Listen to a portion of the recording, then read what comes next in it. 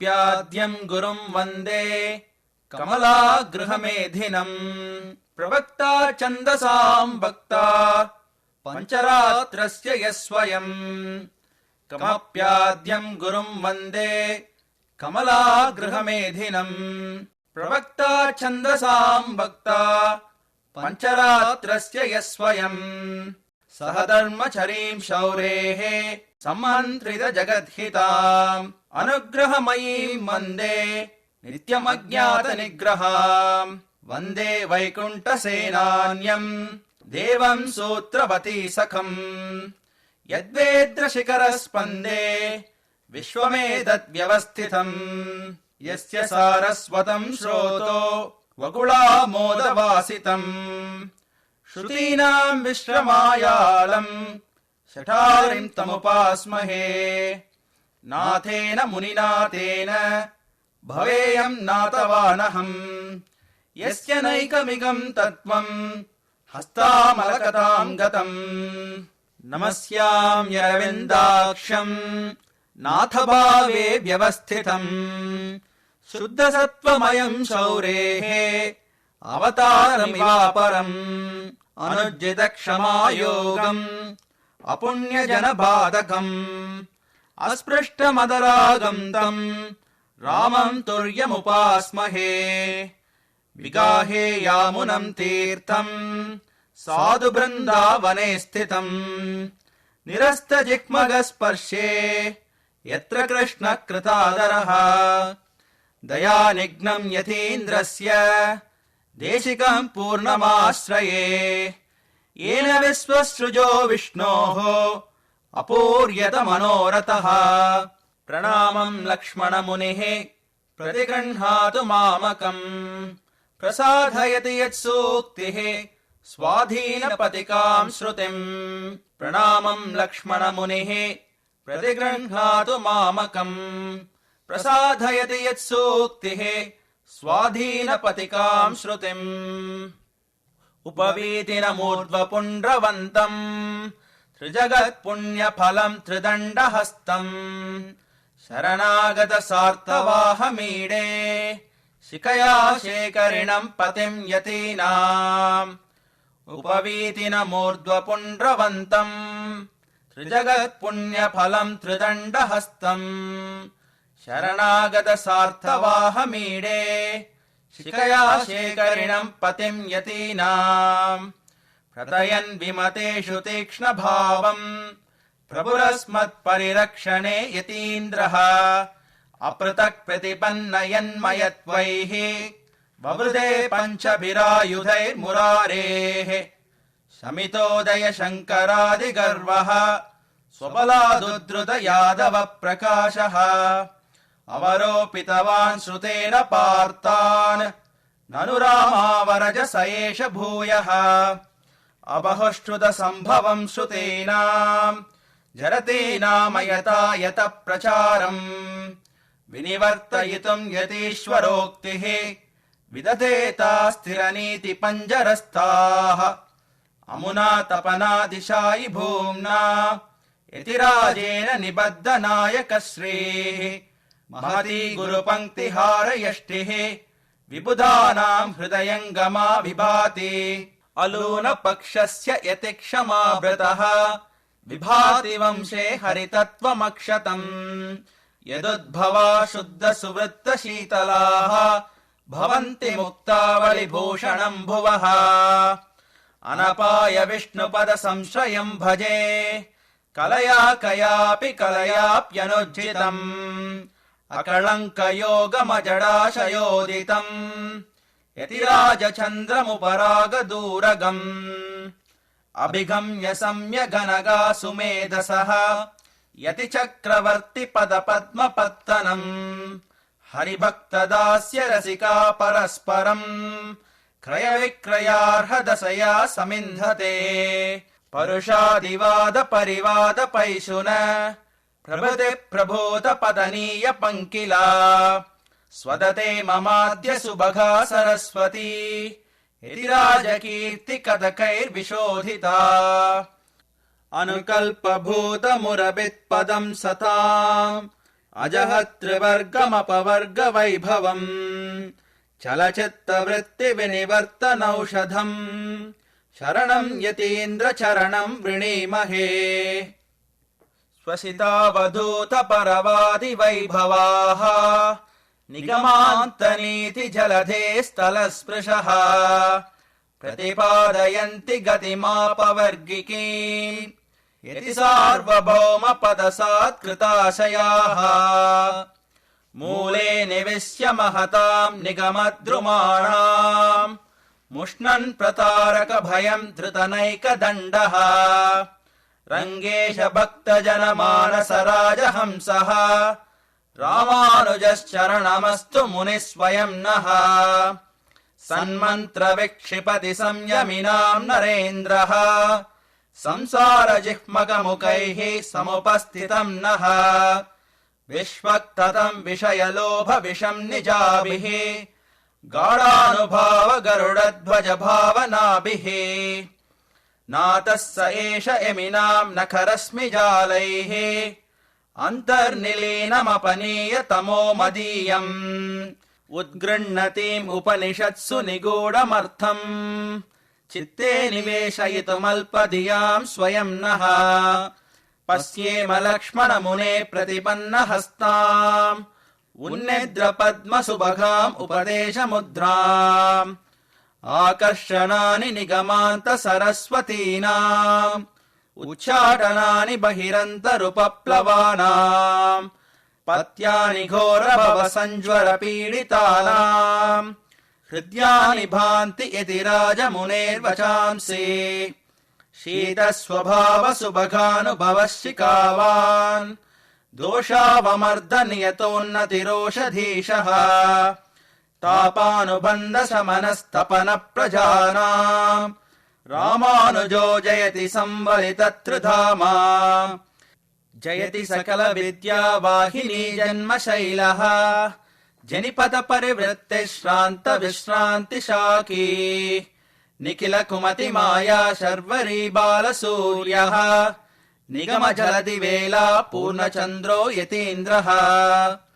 मुनिबहुमतसारा मुक्तिनिःश्रेणिकेयम्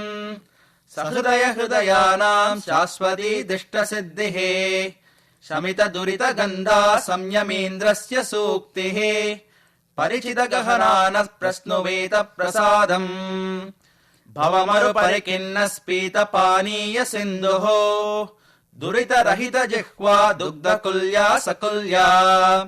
श्रुतिनयन सनाभिः शोभते लक्ष्मणोक्तिः नरकमथनसेवा स्वादनाडिन्दमानः हरिपदमकरन्दस्यन्दिनः संश्रितानाम् अनुगत बहुशाखास्तापमुन्मूलयन्ति शमितदुरितगन्धा संयमीन्द्र प्रबन्धाः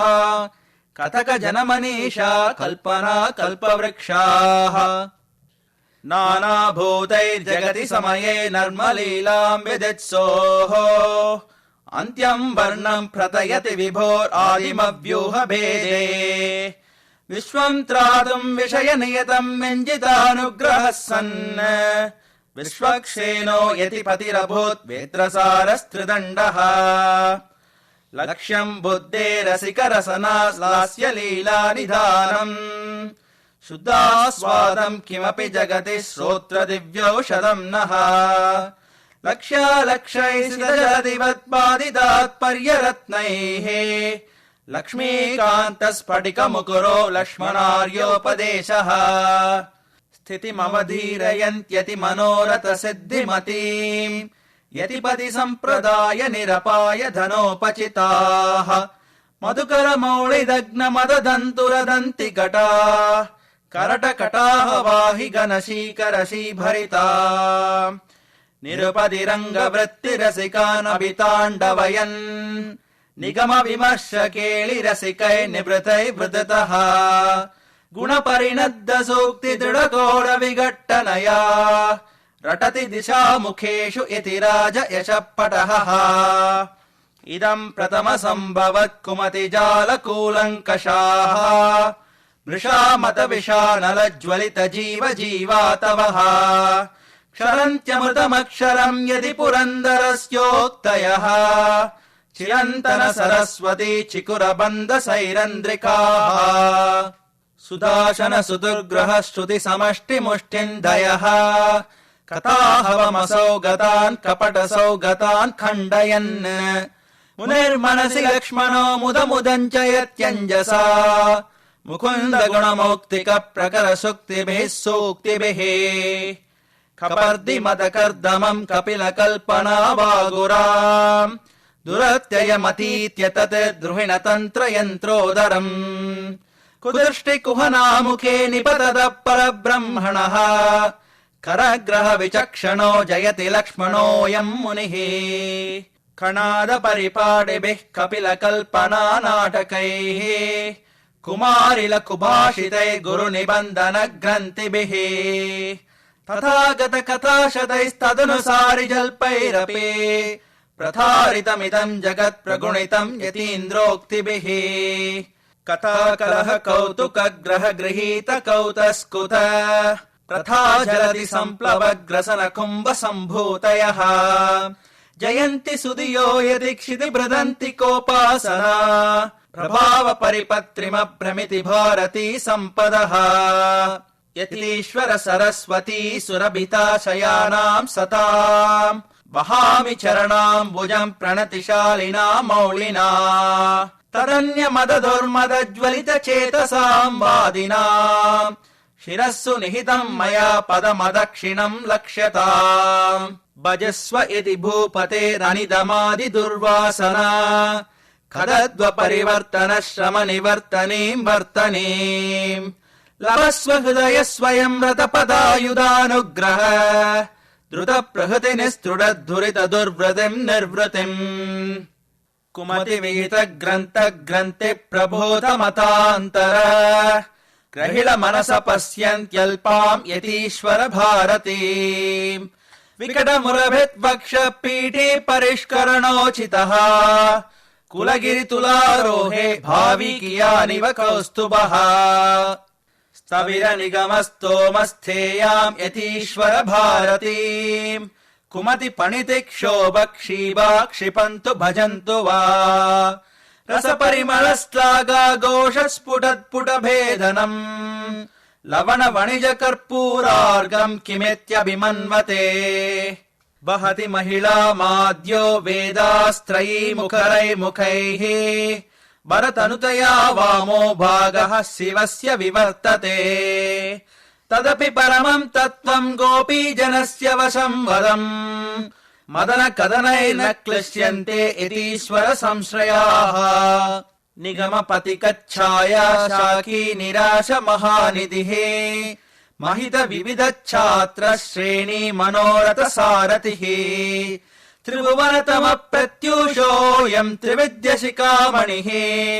प्रथयति यदिक्ष्माभृत्पारावरीम् अविपर्यया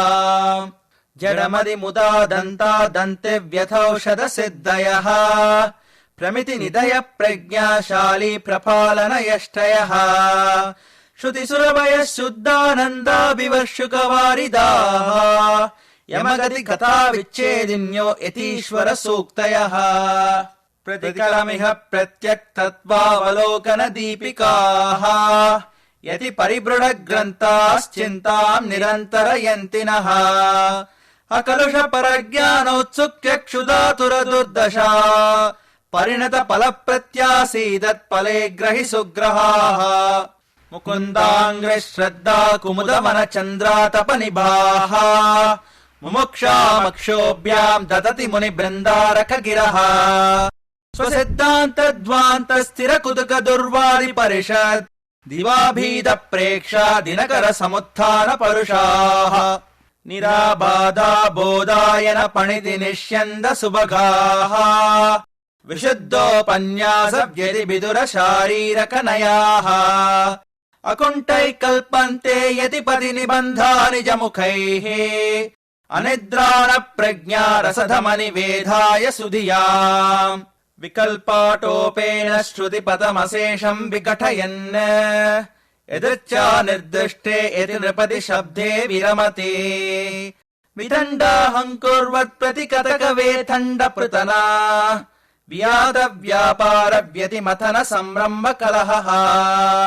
प्रतिष्ठा तर्काणाम् प्रतिपदमृषाम् धाम यजुषाम् परिष्कारः साम्नाम् परिपणमथर्वाङ्गिरसयोः प्रदीपस्तत्त्वानाम् प्रतिकृतिरसौ तापसगिराम् प्रसत्तिम् संवित्तेः प्रतिशति यदीशानपणितिः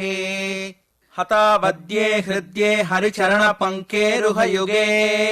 निबध्यम् चैकान्त्यम् किमपि यदि भूभृत्पणितयः सुनासीरस्कन्दद्रुहिणहरहेरम्बहुतबुक् प्रवेशादिक्षुद्र प्रणति परिहार प्रतिभुवः यथा भूतस्वार्था यति नृपति सोक्तिर्विजयते सुधा सन्दोहाब्धिः सुचरित विपक्तिः श्रुतिमताम् कथा दृप्यत्कौतस्कुत कलह कोलाहलहत त्रिवेदी निर्वेद प्रशमन विनोद प्रणयिनी श्रुतिश्रेणी चूडापद बहुमते लक्ष्मणमते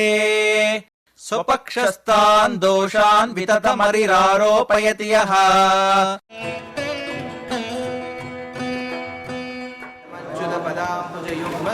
व्यामोहतस्तदितराणि तृणाय मेने